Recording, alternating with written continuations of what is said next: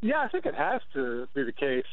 It's kind of an intriguing situation. I mean, Chip Kelly said they were talking about contracts with Bradford, I think back before the draft, at least then. Maybe it was right after the draft or at the draft. But I think maybe even at the owners' meetings he brought it up. So, Bradford, it's an awkward situation. Bradford's in the last year of the deal coming up.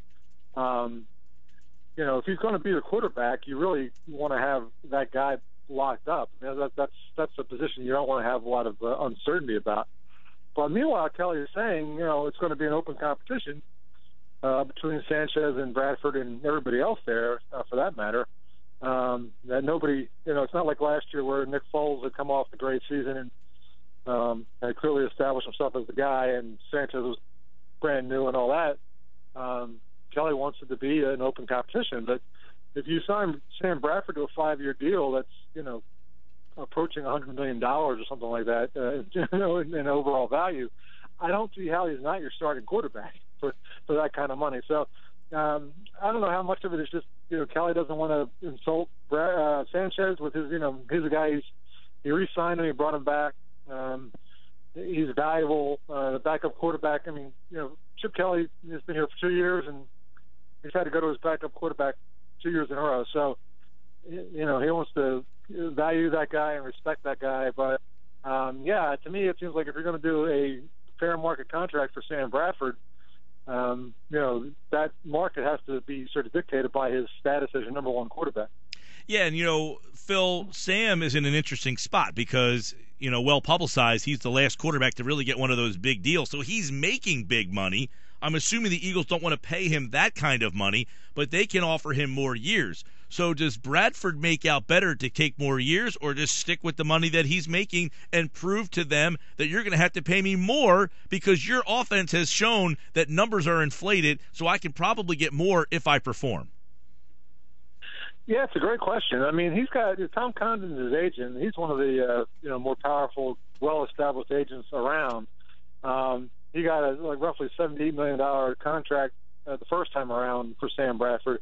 He is not going to sign Sam Bradford to the Eagles, I would not think, for anything less than a real fair market contract. There's no, he's not a guy. I mean, look at Foles. Apparently, the Rams are talking to Foles.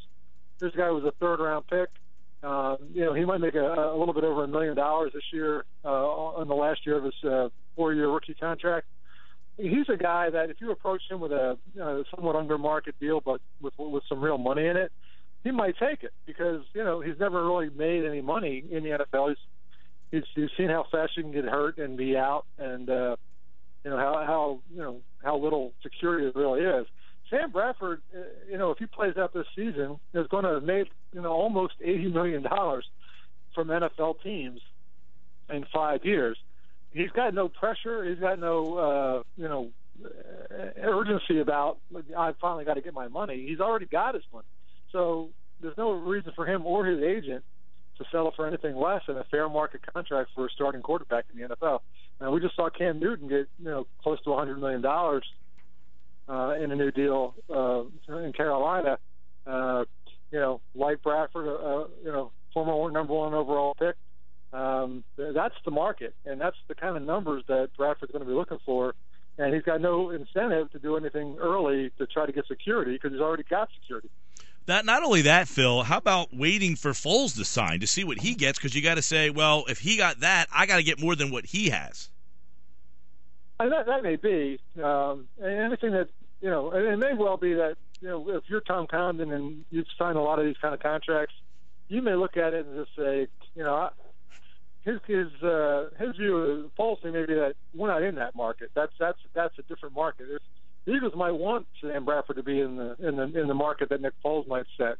He will be ready to go August 2nd and be able to play in preseason games. Yeah, that's the expectation. Kelly says something further today that he has broken up the whole rehab and sort of recovery periods into 3 parts. And he said that basically Bradford's in the second part now, which is sort of, the rehab and kind of reconditioning aspect, that he would be at the third part, which is preparing to play part, when training camp begins. That's the timetable they're on. They're clearly taking it very slowly.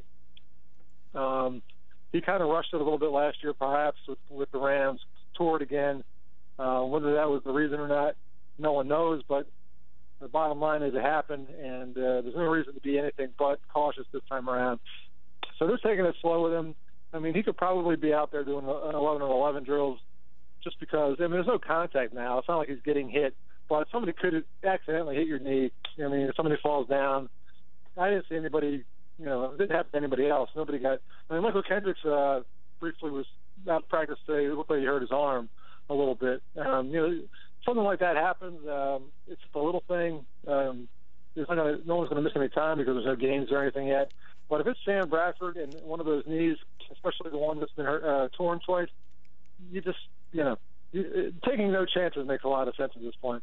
But the target is August 2nd for him to be full go. And, if he's not, that'll be a major, major thing at the time. But for now, at least, it looks like he's on track. Phil, do you, in your mind, think that there is a legitimate quarterback competition? In other words, does Sanchez look like a guy who could push Bradford for that job? Yeah, I think so. I think the one thing, and just because Kelly has said it, I mean, if we all go out there and Sam Bradford is just not clicking in the offense, he doesn't pick it up, and it's not natural to him, he doesn't feel good in it. And if Sanchez really, with a year head start and a year's experience and his shoulder feeling better than it did last year, all those factors, if he comes out and he's really looking good and moving the team in the preseason, and Bradford's out there throwing interceptions or just looks like he's out of sync. Kelly's basically said, the best guy's got to play. It's not fair to the other players. He said it's not fair to the fans. It's not fair to anybody to have a lesser guy win the job. So there's another way to play that. If you're a head coach, you can say, hey, look, Sam Bradford's our quarterback. We're excited about him. For the many years that Donovan McNabb was the Eagles' #1 quarterback, it wasn't an annual open competition because there were times when Donovan would have a slow start or not be looking really good in preseason or whatever. Andy Reid did not allow that to become an issue. It wasn't going to be, A.J. Feely is going to win the job because he had a better preseason game or whoever else. You can do it that way, but Kelly isn't. He's saying, it's competition. The better guy will play. And if he's going to say that and present it that way, he's going to make us all look, like we don't know anything about football. If we're seeing, Sam Bradford struggle and Mark Sanchez do really well, if he pretends that's not happening. So I don't think Kelly would say it if he wasn't going to stick with it. Yeah, Phil Sheridan's with us, ESPN.com, Eagles, NFL Nation, and the mini camps are finished. They'll have 6 weeks off before the training camp. So what is now Bradford going to do between now and that August 2nd date? What do they have planned for him? Well, Bradford said he's going to stay in Philly. I mean, and, we didn't realize it until I think the owners' meeting, like Kelly said, from the time they traded for him, he moved to Philly, and he's been here ever since. He went home for like a weekend, to try to get some things together or whatever. But he basically came here, stayed here, and he's going to stay. And there won't be any football work, and he's not going to be like working with the coaches or anything. But the strength and conditioning staff that he's been working with and have been rehabbing the knee, he's going to continue working with them. It'll be all about that, just getting the knee ready, making sure it stays ready and is on track for August 2nd. So when you say that, the earlier question about whether that looks like realistic target date for him, one of the factors that makes it realistic is he's going to stay here and continue working with the Eagles training staff right up until training camp begins. He may take a week or so off just to get some time away or whatever, have vacation or whatever. But one thing about him, he really has appeared to be very committed to coming here, being part of this whole thing, and doing what they're trying to do physically with him to make sure he's ready. A lot of people believe that it will be Jordan Matthews and Nelson Aguilar. I think we're just taking that all for granted. Who would be the next option on the depth chart at that position? That's a good question. I mean, Josh Huff has had a pretty good spring, I think. He's got really good speed, and he did not have a great rookie year. He got hurt in training camp, and maybe very early in the season. It was definitely in September. And he was not quite ready, and it kind of set him back. So he's a guy that could do some time. I mean, you can't really write Riley Cooper off until they do. I'm not sure any of us really understand fully why Riley Cooper is the number one wide receiver on one side on their depth chart, but he still is. So until they change that themselves, you have to at least factor him in. After that, and Miles Austin is also a guy that is going to get some playing time. He's Kelly really likes him. He sees him as a guy that he's still fast enough and all that other stuff, but he's a veteran guy who's got all the nuances and the little things down that wide receivers can do to get separation, to turn a route, run a crisp route and hit it exactly right so that it works and you're right where it's supposed to be with the quarterback. He's got all that stuff on his side. So there's a couple other guys that could get in there and get some playing time. But I think it's a year where I think Aguilar is the guy that they're really counting on to be kind of a lead guy. It's not right away, then certainly by the end of the season and going into the following year and the rest of his career. But Matthews looks like he's ready to take a step forward too. So they have, not an established number one superstar wide receiver right now, but they have 3 or 4 guys who could all eventually be that kind of a guy, and we can actually watch that happen over the course of the season. Now, that's interesting because you just said they don't have a clear-cut number one. They signed on the other side Byron Maxwell, and a lot of people would think that he is a clear-cut number one. We don't know, but I thought one of the things that was interesting today, Phil, was Chip mentioned his versatility. He started at outside corner. He played some nickel. So does that sound like the resume of a guy that's going to be a shutdown, lockdown corner? Well, it does. And one of the things we're not really clear about, they've been very big on, having a left cornerback and a right cornerback and not having a guy who moves around and follows receivers around. With Maxwell, they may do that, and that's going to be interesting to watch. So you have a guy that, the way they did things before, the other team could decide, all right, we're going to have Jordy Nelson out there, and he's going to play, on Bradley Fletcher's side because we think he can beat him. We're going to put Des Bryant out there, and he's going to play, we're going to make sure he goes against Bradley Fletcher every down because, he's going to kill him. So when you can move your top cornerback to follow a top receiver, then you decide the matchups. You don't let the offense on the other side decide the matchups. So Maxwell may be that kind of a guy. Now the question is whether the starter on the other side, whether that's Nolan Carroll or Eric Rowe at this point, that guy, if he's good enough, you don't have to do that, and that's fine. One guy can stay on this side and be comfortable there.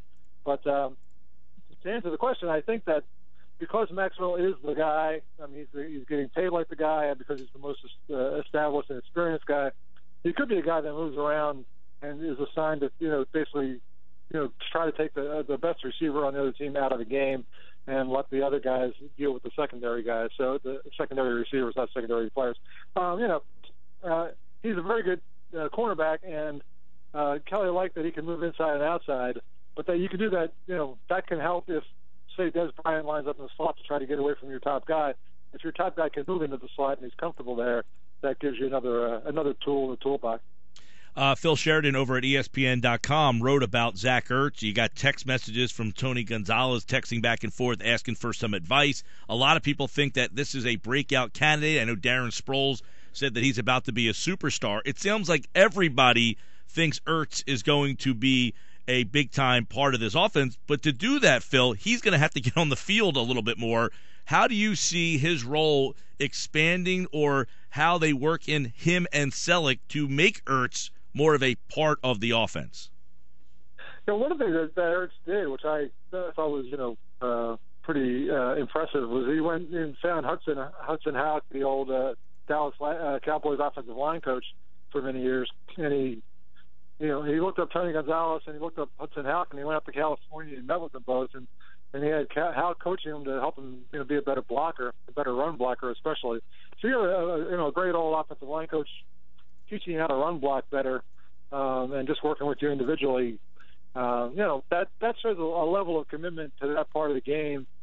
That's what Ertz has to do to be in on the field in Kelly's offense more. You've got to be able to run block, and that's whether you're a wide receiver. That's why Deshaun Jackson's not here. That he wants that from everybody. So the other problem for Ertz, though, is that Selleck is in front of him.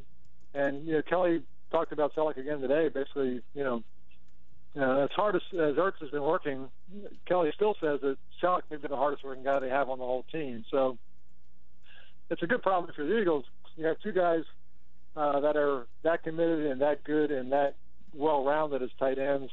Trying to get them both on the field at the same time might be a way to solve that. They didn't do it as much as we thought the first 2 years with Kelly.